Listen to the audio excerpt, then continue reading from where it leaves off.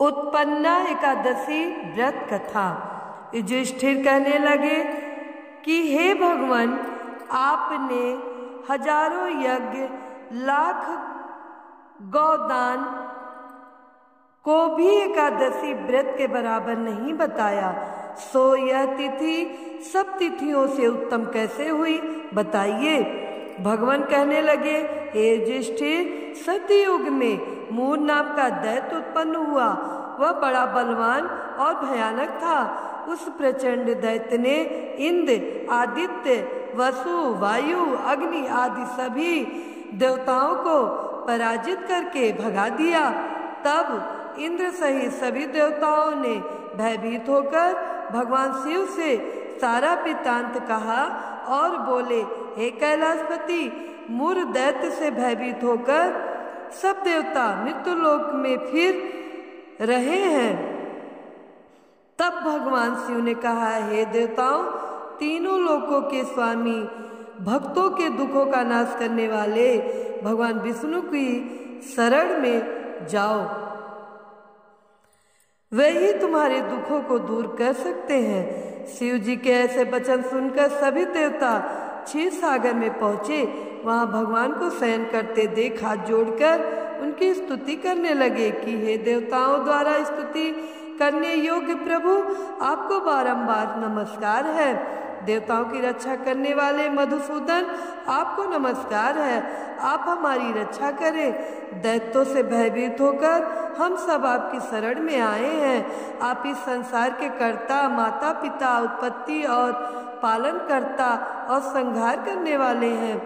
सबको शांति प्रदान करने वाले हैं। आकाश और पाताल भी आप ही हैं। सबके पितामह ब्रह्मा, सूर्य, चंद्र, अग्नि, सामग्री, होम, आहुति, मंत्र, तंत्र, जप, यजमान, यज्ञ, कर्म करता, भोक्ता भी आप ही हैं। आप सर्वव्यापक हैं। आपके सिवा तीनों लोकों में चर तथा अचर कुछ भी नहीं है। हे भगवान, दैत्यों ने हमको जीतकर स्वर्ग से भ्रष्ट कर दिया है और हम सब देवता इधर उधर भागे भागे फिर रहे हैं। आप उन दैत्यों से हम सबकी रक्षा करें। इंद्र के ऐसे वचन सुनकर भगवान विष्णु कहने लगे कि हे इंद्र, ऐसा मायावी दैत्य कौन है जिसने सब देवताओं को जीत लिया है? उसका नाम क्या है? उसमें कितना बल है और किसके आश्रय में है तथा उसका स्थान कहाँ है? यह सब मुझसे कहो। भगवान के ऐसे वचन सुनकर इंद्र बोले, भगवान, प्राचीन समय में एक नाड़ी जंग नामक राक्षस था। उसके महापराक्रमी और लोक विख्यात मूर नाम का एक पुत्र हुआ। उसकी चंद्रावती नाम की नगरी है। उसी ने सब देवताओं को स्वर्ग से निकालकर वहां अपना अधिकार जमा लिया है। उसने इंद्र, अग्नि, वरुण, यम, वायु, ईश, चंद्रमा, नितिस्त आदि सबके स्थान पर अधिकार कर लिया है। सूर्य बनकर स्वयं ही प्रकाश करता है, स्वयं ही मेघ बन बैठा है और सबसे अजय है। हे असुर निकंदन, उस दुष्ट को मारकर देवताओं को अजय बनाइए। यह वचन सुनकर भगवान ने कहा, हे देवताओं, मैं शीघ्र ही उसका संहार करूंगा।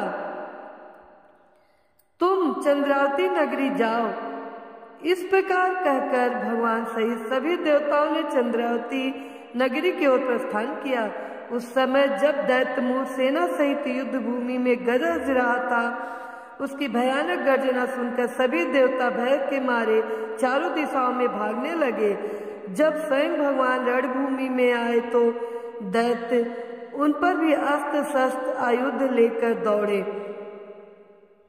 भगवान ने उन्हें सर्प के समान अपने बाणों से बीध डाला। बहुत से दैत्य मारे गए, केवल मूर बचा रहा। वह अविचल भाव से भगवान के साथ युद्ध करता रहा। भगवान जो भी तीर बाढ़ चलाते वह उसके लिए पुष्प सिद्ध होता। उसका शरीर छिन्न भिन्न हो गया, किंतु वह लगातार युद्ध करता रहा। दोनों के बीच मल युद्ध भी हुआ।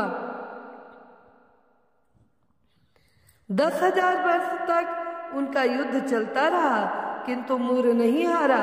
थककर भगवान बद्रिकाश्रम चले गए। वहाँ हेमवती नामक सुंदर गुफा थी। उसमें विश्राम करने के लिए भगवान उसके अंदर प्रवेश कर गए। यह गुफा 12 योजन लंबी थी और उसका एक ही द्वार था।